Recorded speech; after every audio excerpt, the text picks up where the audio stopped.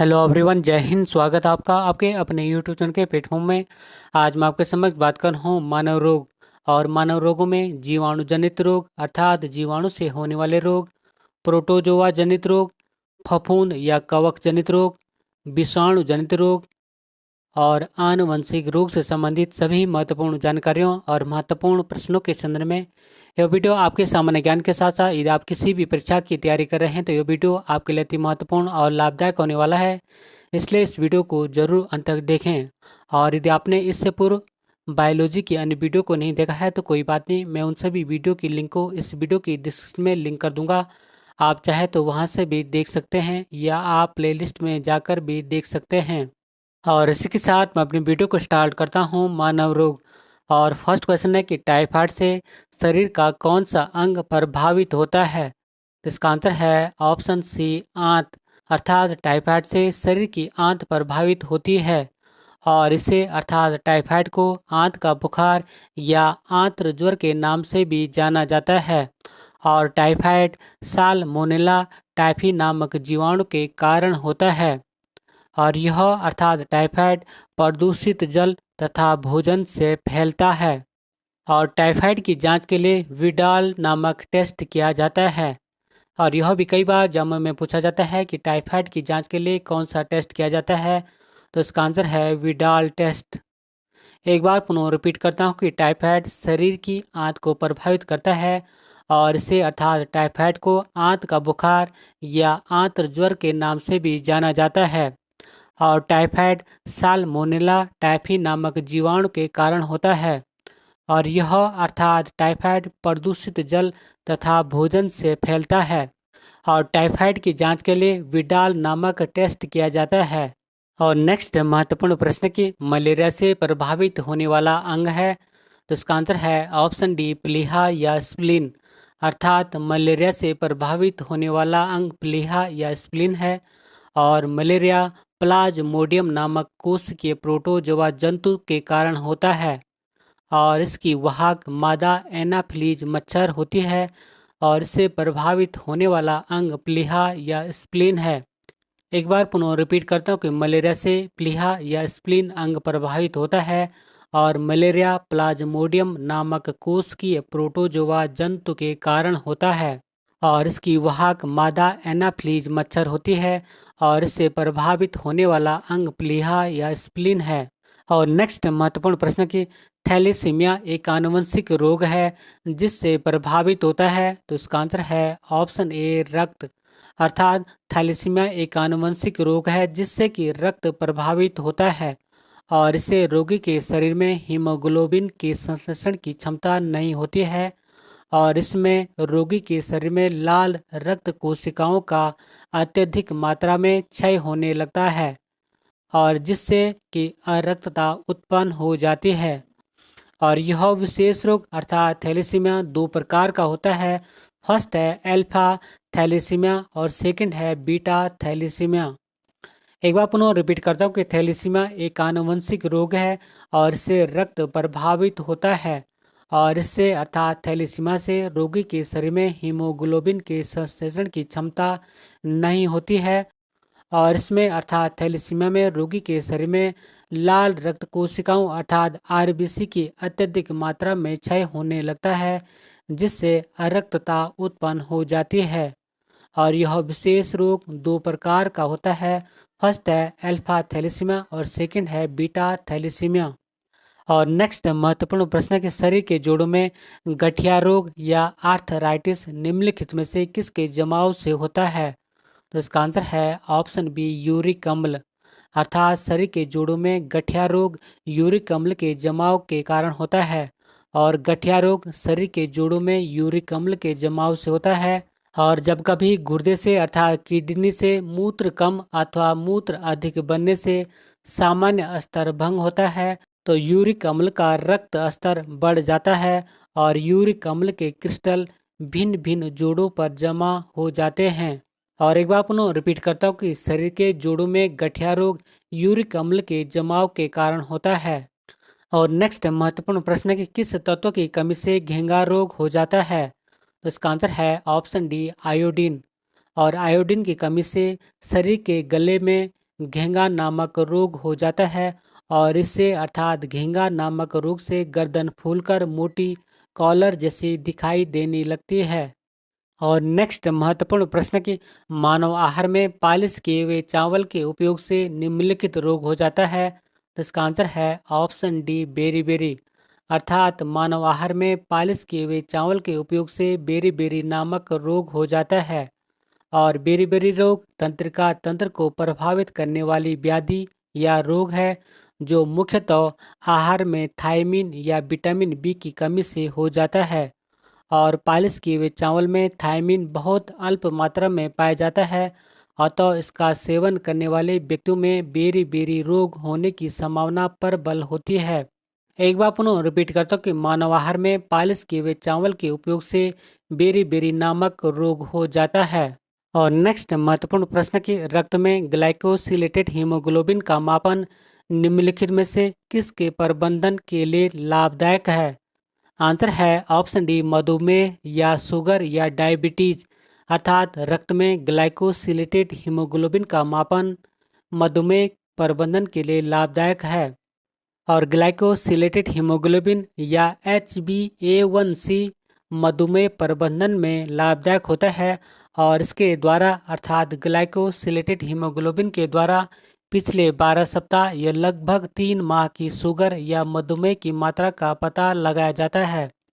और नेक्स्ट महत्वपूर्ण प्रश्न कि इटाई इटाई रोग किसके दीर्घकालीन विषाक्तन से होता है। तो इसका आंसर है ऑप्शन डी कैडमियम। अर्थात इटाई इटाई रोग कैडमियम के दीर्घकालीन विषाक्तन से होता है। और नेक्स्ट महत्वपूर्ण प्रश्न कि लंबे समय तक उपवास रखने का सर्वाधिक प्रभाव शरीर के किस अंग पर पड़ता है। इसका आंसर है ऑप्शन डी गुर्दे पर।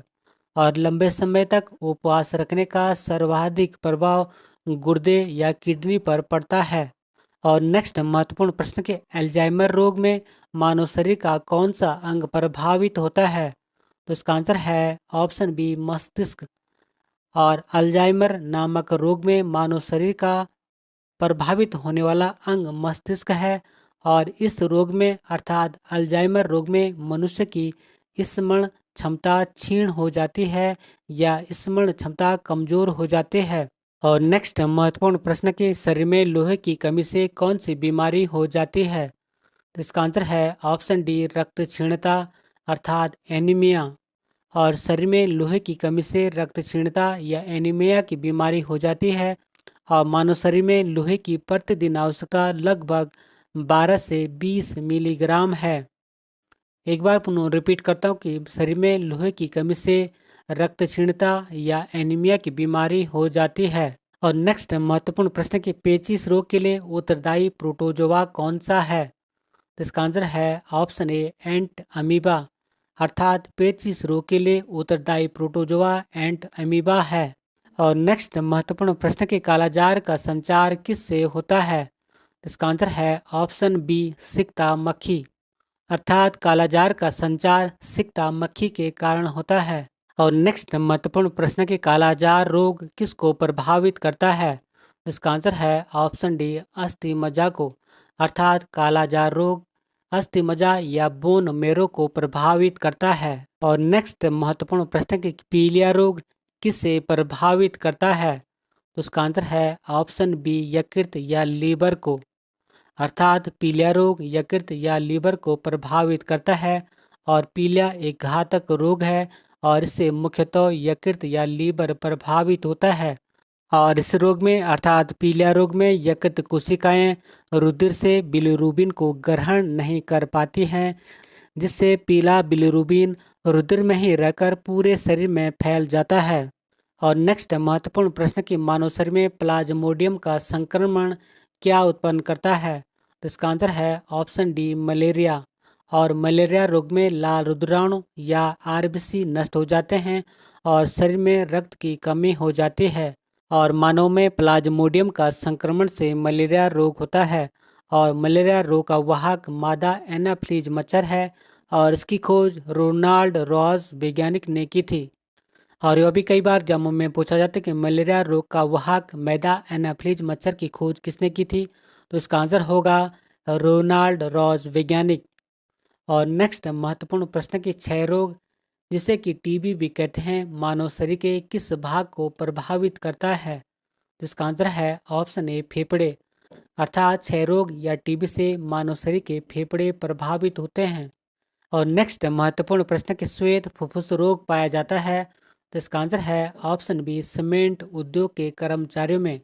अर्थात श्वेत फुफ्फुस रोग सीमेंट उद्योग के कर्मचारियों में पाया जाता है। और नेक्स्ट महत्वपूर्ण प्रश्न कि रक्तता रोग किसकी कमी से होता है? तो इसका आंसर है ऑप्शन ए हीमोग्लोबिन। अर्थात रक्तता रोग हीमोग्लोबिन की कमी से होता है। और नेक्स्ट महत्वपूर्ण प्रश्न कि विटामिन ए की कमी से कौन सा रोग होता है? तो इसका आंसर है ऑप्शन ए रतौंधी। अर्थात विटामिन ए की कमी से रतौंधी नामक रोग होता है। और विटामिन ए का रासायनिक नाम रेटिनॉल है। और नेक्स्ट महत्वपूर्ण प्रश्न कि विटामिन सी की कमी से कौन सा रोग होता है? तो इसका आंसर है ऑप्शन बी स्कर्वी रोग। अर्थात विटामिन सी की कमी से स्कर्वी नामक रोग होता है। और विटामिन सी का रासायनिक नाम एस्कर्बिक एसिड या एस्कर्बिक अम्ल है।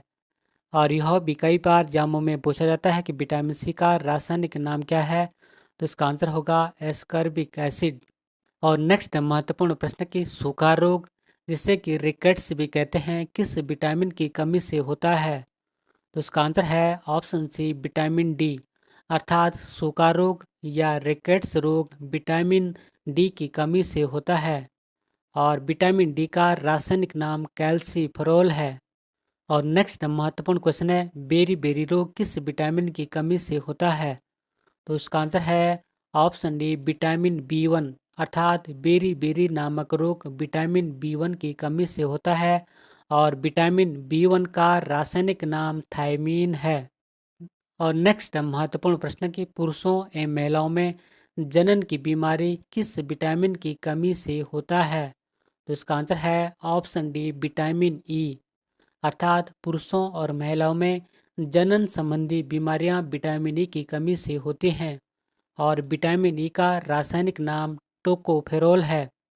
और नेक्स्ट महत्वपूर्ण प्रश्न है, और प्रश्न कई बार एग्जामों में पूछा जाता है। और प्रश्न कि मलेरिया रोग शरीर के किस अंग को प्रभावित करता है? उसका आंसर है ऑप्शन डी प्लीहा।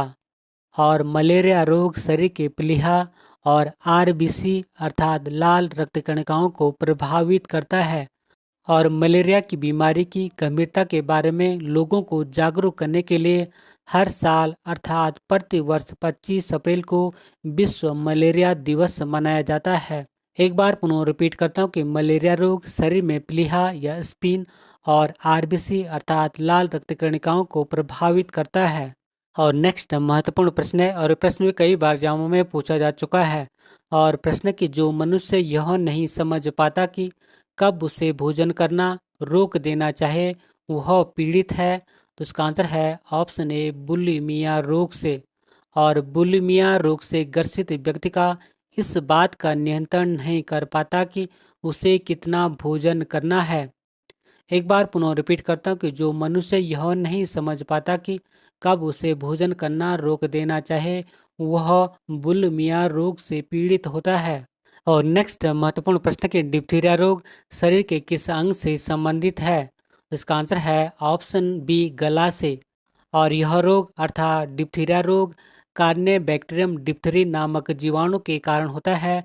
और इस रोग में अर्थात डिप्थीरिया रोग में रोगी के गले में एक कृत्रिम झिल्ली बन जाती है जो श्वास अवरोधक का काम करती है। और इसके बचाव के लिए अर्थात डिप्थीरिया रोग के बचाव के लिए डीपीटी वैक्सीन दिया जाता है। बात करूँ मैं डीपीटी के फुल फॉर्म के संबंध में, तो डीपीटी का full form diphtheria pertussis tetanus होता है। एक बार पुनः रिपीट करता हूँ कि डिप्थीरिया रोग गला रोग से संबंधित है। और यह रोग अर्थात डिप्थीरिया रोग कार्ने बैक्टीरियम डिप्थरी नामक जीवाणु के कारण होता है। और नेक्स्ट महत्वपूर्ण प्रश्न है, और प्रश्न भी कई बार एग्जामों में पूछा जा चुका है। और प्रश्न के काली मौत किसे कहते हैं? इसका आंसर है ऑप्शन डी प्लेग को। अर्थात काली मौत प्लेग नामक बीमारी को कहते हैं। और प्लेग एक संक्रामक रोग है अर्थात फैलने वाला रोग है। और यह रोग अर्थात प्लेग रोग पास्चुरेला पेस्टिस या यार्सिनिया पेस्टिस जीवाणु के कारण होता है। और नेक्स्ट महत्वपूर्ण प्रश्न कि प्लेग रोग से कौन सा अंग प्रभावित होता है? तो इसका आंसर है ऑप्शन ए फेफड़ा। अर्थात प्लेग रोग से फेफड़े प्रभावित होते हैं और प्लेग एक संक्रामक या संसर्ग रोग है और यह रोग पास्चुरेला पेस्टिस या यार्सिनिया पेस्टिस नामक जीवाणु के कारण होता है और यह जीवाणु मुख्य रूप से चूहों में पाया जाता है और इस प्लेग रोग से फेफड़े और लिम्फ नोड्स प्रभावित होता है।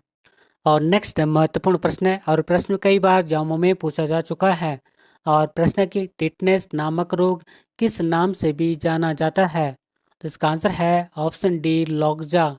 और टिटनेस को धनुष टंकार या लॉक्जा के नाम से भी जाना जाता है और यह क्लोस्ट्रीडियम टेटनी नामक जीवाणु के कारण होता है और इसके जीवाणु घाव से होकर शरीर में प्रवेश करते हैं। एक बार पुनः रिपीट करता हूँ कि टिटनेस को धनुष टंकार या लकजा के नाम से भी जाना जाता है और यह एक जीवाणु जनित बीमारी है और इसके जीवाणु घाव से होकर शरीर में प्रवेश करते हैं। और नेक्स्ट महत्वपूर्ण प्रश्न कि टिटनेस रोग से कौन सा अंग प्रभावित होता है? तो इसका आंसर है ऑप्शन ए तंत्रिका तंत्र या नर्वस सिस्टम। अर्थात टिटनेस रोग से तंत्रिका तंत्र प्रभावित होता है और इसके बचाव के लिए डीपीटी वैक्सीन दिया जाता है और इस रोग में तेज बुखार, शरीर में ऐंठन, जबड़ा लोग आदि लक्षण पाए जाते हैं। और नेक्स्ट महत्वपूर्ण प्रश्न कि निम्न में कौन सा रोग जीवाणु से उत्पन्न होता है? तो इसका आंसर है ऑप्शन ए तपेदिक। और तपेदिक रोग से फेफड़े प्रभावित होते हैं और तपेदिक एक संक्रामक रोग है और ये रोग अर्थात तपेदिक रोग माइकोबैक्टीरियम ट्यूबरकुलोसिस नामक जीवाणु से उत्पन्न होता है और इस रोग के लक्षण हैं बुखार, रात में पसीना आना, भूख, वजन व शक्ति में कमी आना, पाचन व तंत्रिका तंत्र में गड़बड़ी है। एक बार पुनः रिपीट करते हूँ कि तपेद एक जीवाणु जनित रोग है और इससे फेफड़े प्रभावित होते हैं और यह रोग अर्थात तपेदिक रोग एक संक्रामक रोग है जो कि माइक्रोबैक्टीरियम ट्यूबरकुलोसिस नामक जीवाणु के कारण फैलता है। और नेक्स्ट महत्वपूर्ण प्रश्न कि बीसीजी का टीका निम्न में से किस में लगाया जाता है? तो इसका आंसर है ऑप्शन डी यक्ष्मा या टीबी में।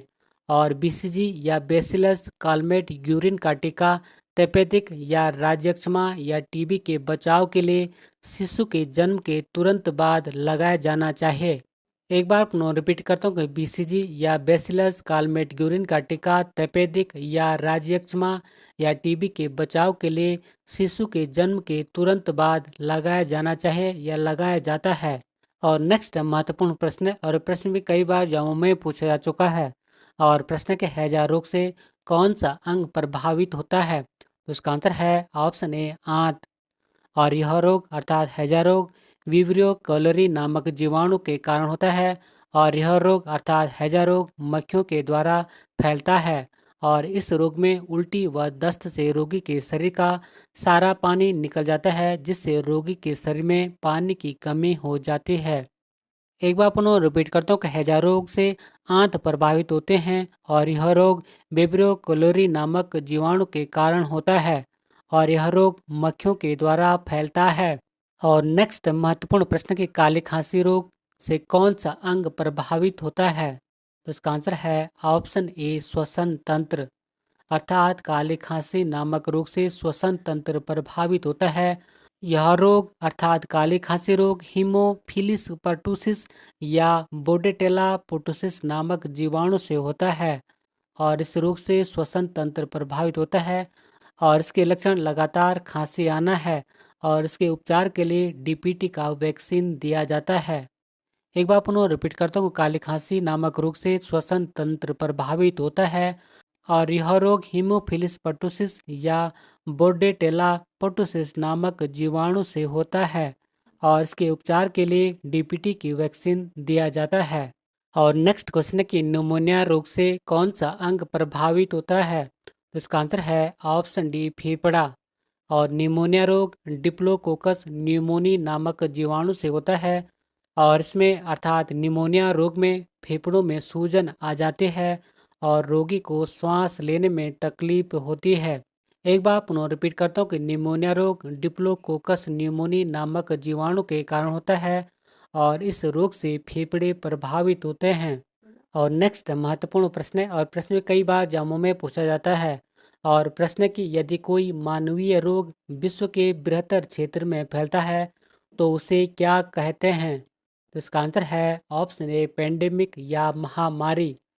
और जब कोई मानवीय रोग विश्व के बृहत्तर क्षेत्र में फैलता है तो उसे पेंडेमिक या महामारी कहते हैं। लेकिन जब कोई मानवीय रोग किसी विशेष क्षेत्र में अस्थायी रूप से विद्यमान रहता है तो उसे एंडेमिक कहते हैं। एक बार पुनः रिपीट करता हूँ कि जब कोई मानवीय रोग विश्व के बृहत्तर क्षेत्र में फैलता है तो उसे पेंडेमिक या महामारी कहते हैं। और जब कोई मानवीय रोग किसी विशेष क्षेत्र में अस्थायी रूप से विद्यमान रहता है तो उसे एंडेमिक कहते हैं। और नेक्स्ट महत्वपूर्ण प्रश्न कि पोलियो का वायरस शरीर में प्रवेश करता है। इसका आंसर है ऑप्शन डी दूषित भोजन तथा जल से। अर्थात पोलियो का वायरस दूषित भोजन और जल से शरीर में प्रवेश करता है। और पोलियो एक संक्रामक रोग है और यह रोग अर्थात पोलियो रोग पोलियो मेलाइटिस नामक विषाणु द्वारा होता है। और इसमें अर्थात पोलियो रोग में रोग कारक जीव का संचरण दूषित भोजन तथा जल द्वारा होता है और इससे प्रभावित होने वाला अंग तंत्र का तंत्र या नर्वस सिस्टम होता है। और नेक्स्ट महत्वपूर्ण प्रश्न है, और प्रश्न भी कई बार एग्जामों में पूछा जाता है। और प्रश्न की पोलियो के टीके की खोज किसने की? तो इसका आंसर है ऑप्शन बी जोनास साल्क ने। अर्थात पोलियो के टीके की खोज जोनास साल्क ने की थी। और पोलियो के टीके की खोज सर्वप्रथम जोनास साल्क ने वर्ष 1952 में की थी।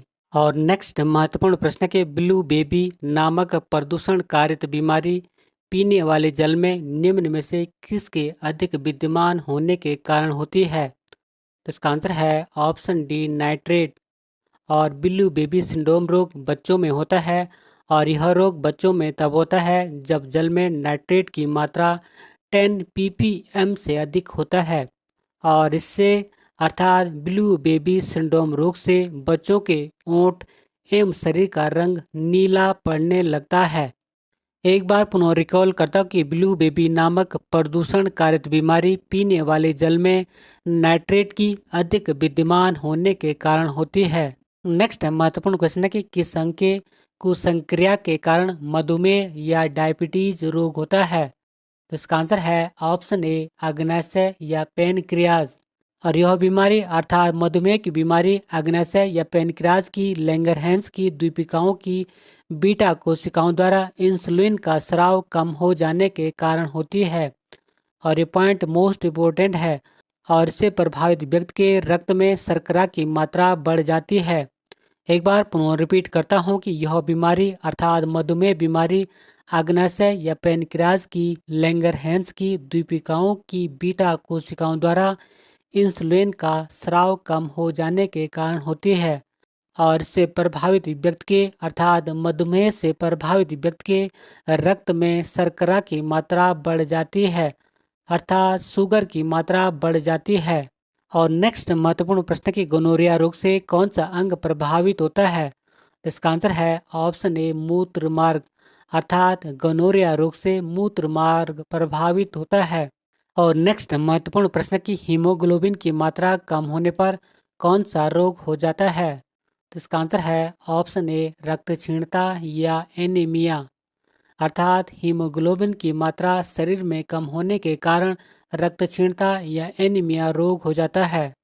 और नेक्स्ट महत्वपूर्ण प्रश्न कि दिल का दौरा किस कारण से होता है? तो इसका आंसर है ऑप्शन ए हृदय में रक्त की आपूर्ति में कमी के कारण। अर्थात दिल का दौरा हृदय में रक्त की आपूर्ति में कमी के कारण होता है। और दिल का दौरा पड़ने के पहले घंटे को गोल्डन आवर के नाम से जाना जाता है।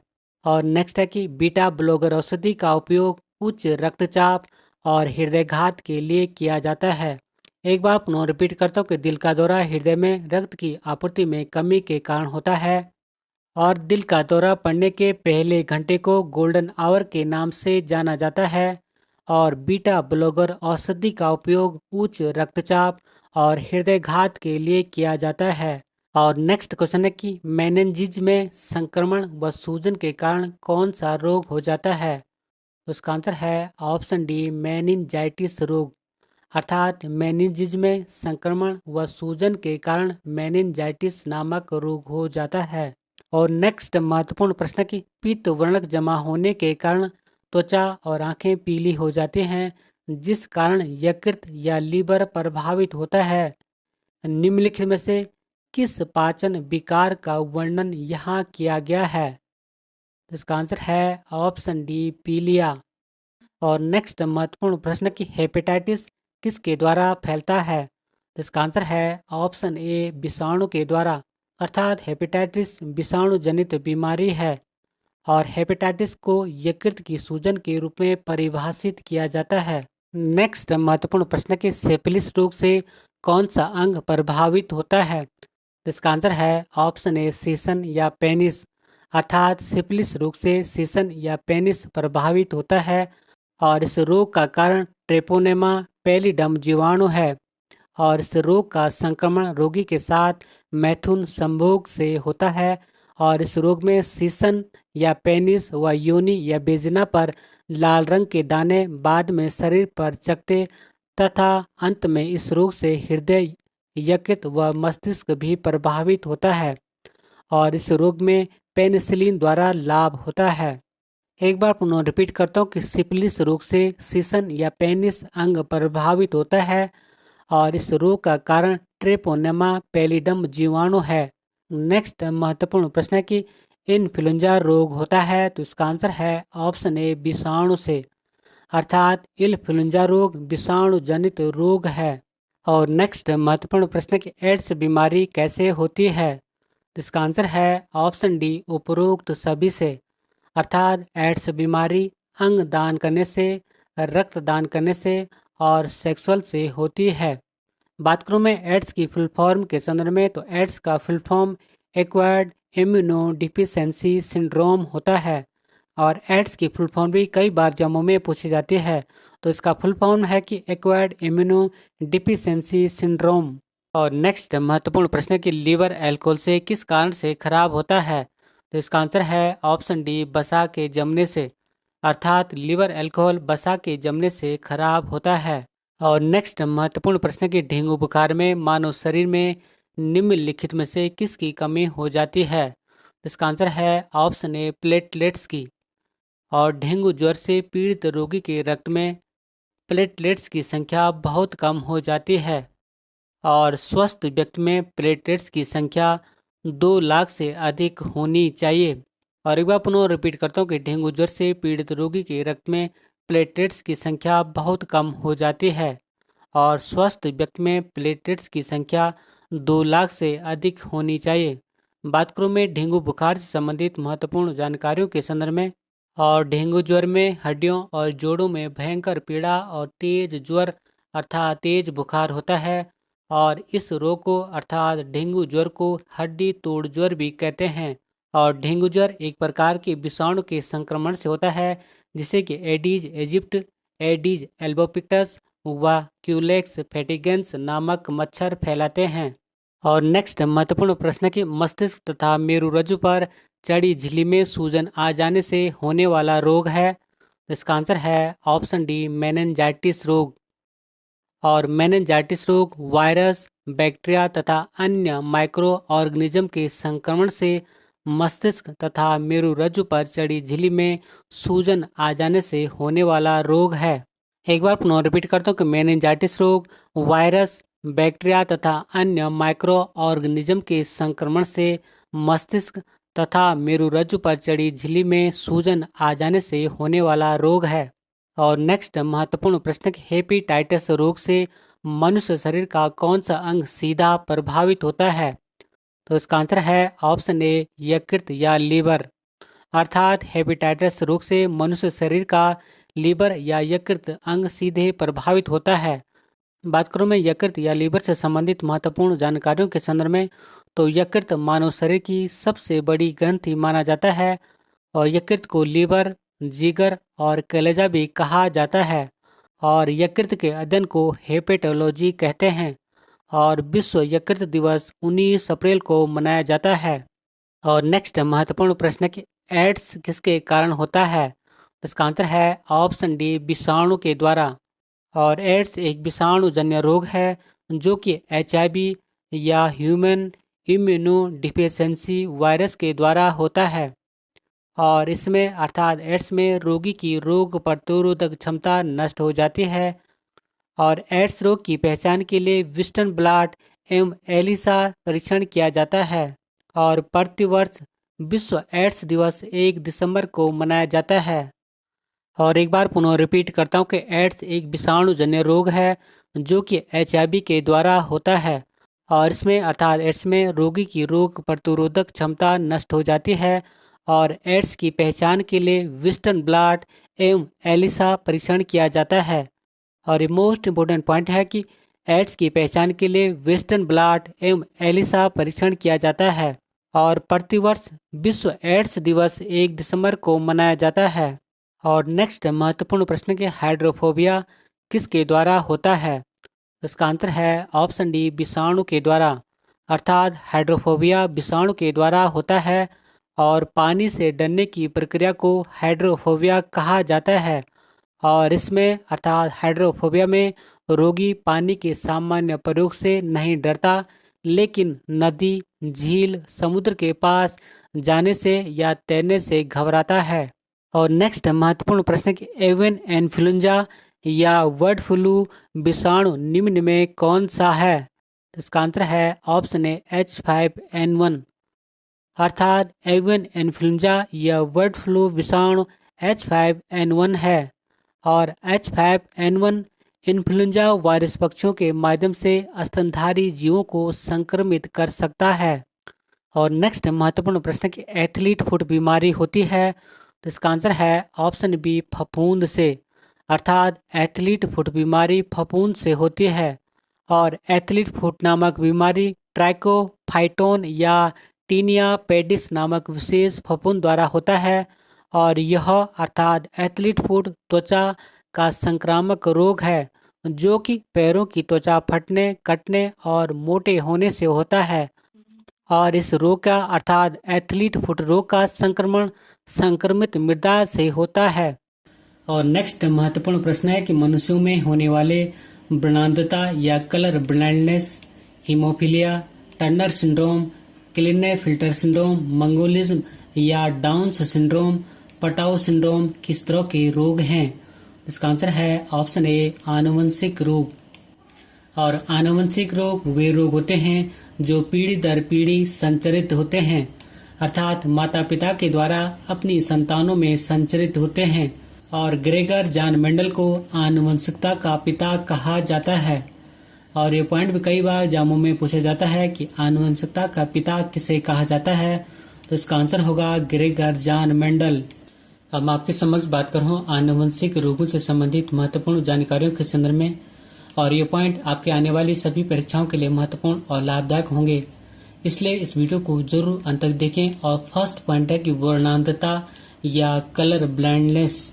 और इसमें अर्थात वर्णांधता में रोगी को लाल एवं हरा रंग पहचानने की क्षमता नहीं होती है। और इसमें रोगी को लाल रंग हरा दिखाई पड़ता है। और नेक्स्ट है टर्नर सिंड्रोम। और यह रोग स्त्रियों में होता है। और इस रोग से अर्थात टर्नर सिंड्रोम रोग से ग्रसित स्त्रियों में गुणसूत्रों की संख्या 45 होती है। और इसमें अर्थात टर्नर सिंड्रोम में शरीर अल्प विकसित, कद छोटा एवं वक्ष चपटा होता है। और जननांग प्राय अविकसित होता है जिससे वे बांझ होती हैं। और नेक्स्ट रोग है क्लिनेफेल्टर सिंड्रोम।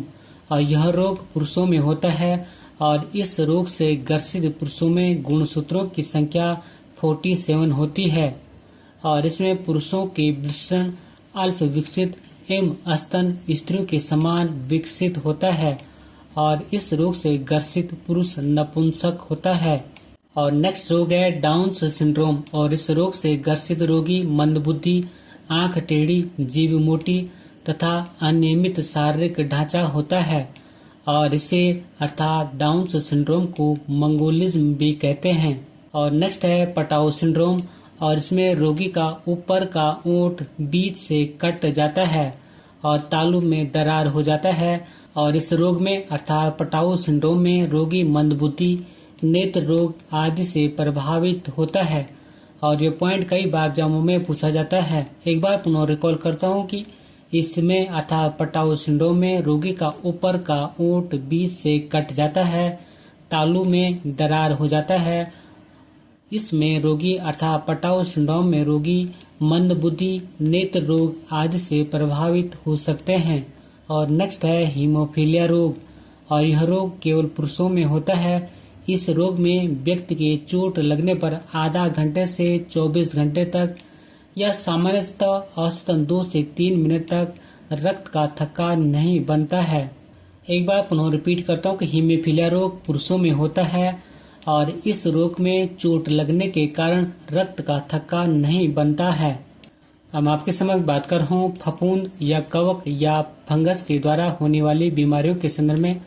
तो जैसे कि फर्स्ट है दमा रोग, और दमा रोग में मनुष्य के फेफड़ों में एस्पेरजिलस फ्यूगेटस नामक कवक स्पोर पहुंचकर वहां जाल बनाकर फेफड़े का काम अवरुद्ध कर देते हैं और यह एक संक्रामक रोग है, अर्थात दमा एक संक्रामक रोग है। और नेक्स्ट है खाज रोग, और यह रोग एकेरस एकेबीज नामक कवक से होता है और इसमें अर्थात खाज रोग में त्वचा में खुजली होती है एवं सफेद दाग पड़ जाते हैं। और नेक्स्ट है गंजापन का रोग, और यह अर्थात गंजापन का रोग टीनिया कैपेटिस नामक कवक से होता है और इसमें सिर के बाल गिर जाते हैं। एक बार पुनः रिपीट करता हूँ कि यह अर्थात गंजापन टीनिया कैपेटिस नामक कवक से होता है और इसमें सिर के बाल गिर जाते हैं। और नेक्स्ट है दाद, और यह रोग ट्राइकोफाइटन लेरुकोसम नामक कवक से फैलता है और यह भी एक संक्रामक रोग है। इसमें त्वचा पर लाल रंग के गोले पड़ जाते हैं। एक बार पुनः रिपीट करता हूँ, यह रोग अर्थात दाद ट्राइकोफाइटन लेरुकोसम नामक कवक से फैलता है और यह एक संक्रामक रोग है और इसमें त्वचा पर लाल रंग के गोले पड़ जाते हैं। हम आपके समक्ष बात करूं परजीवी या प्रोटोजोआ जनित रोगों के संदर्भ में। तो फर्स्ट रोग है मलेरिया, और मलेरिया रोग से प्लीहा एवं आरबीसी प्रभावित होती है, अर्थात मलेरिया से प्लीहा और लाल रक्त कणिकाएं प्रभावित होते हैं और यह मलेरिया रोग प्लाज्मोडियम नामक प्रोटोजोआ से होता है। और मलेरिया में ठंड के साथ बुखार आता है। और नेक्स्ट है पायरिया रोग, और इस रोग से मसूड़े प्रभावित होते हैं और यह पायरिया रोग एंट अमीबा जिजीवेलिस नामक प्रोटोजोआ के कारण होता है और पायरिया में मसूड़ों से रक्त निकलता है। और नेक्स्ट है सोने की बीमारी, और इस बीमारी से मस्तिष्क प्रभावित होता है और यह रोग ट्रिपेनोसोमा नामक प्रोटोजोआ के कारण होता है और इस सोने की बीमारी में बहुत नींद के साथ बुखार आता है। और नेक्स्ट है पेचिस रोग, और पेचिस रोग से आंतें प्रभावित होते हैं और यह पेचिस रोग एंट अमीबा हिस्टोलिटिका नामक प्रोटोजोआ के कारण होता है और पेचिस में सेलेस्मा एवं खून के साथ दस्त लगते हैं। और नेक्स्ट है कालाजार रोग, और कालाजार रोग से अस्थि मज्जा या बोन मेरो प्रभावित होती है और यह कालाजार रोग लिसिमोनिया डोनावानी नामक प्रोटोजोआ के कारण होता है और इस कालाजार में तेज बुखार आता है। बात करें में महत्वपूर्ण नोट पॉइंट के संदर्भ में, तो मलेरिया के परजीवी वाहक मादा एनाफिलीज मच्छर है, जबकि सीसी मक्खी के कारण निंद्रा रोग होता है। और एक बार पुनः रिपीट करता हूँ कि मलेरिया के परजीवी वाहक मादा एनाफिलीज मच्छर है, जबकि सीसी मक्खी के कारण निंद्रा रोग होता है। और अंत में एक महत्वपूर्ण अभ्यास प्रश्न आपके लिए है, और अभ्यास प्रश्न की मलेरिया रोग शरीर के किस अंग को प्रभावित करता है। और इसी क्वेश्चन के साथ मैं अपने वीडियो को समाप्त करता हूं। यदि आपको मेरा वीडियो का कंटेंट अच्छा लगे तो वीडियो को लाइक, शेयर और सब्सक्राइब करना न भूलें। मिलते हैं जल्दी नेक्स्ट वीडियो में। Thank you for watching. God bless you. जय हिंद।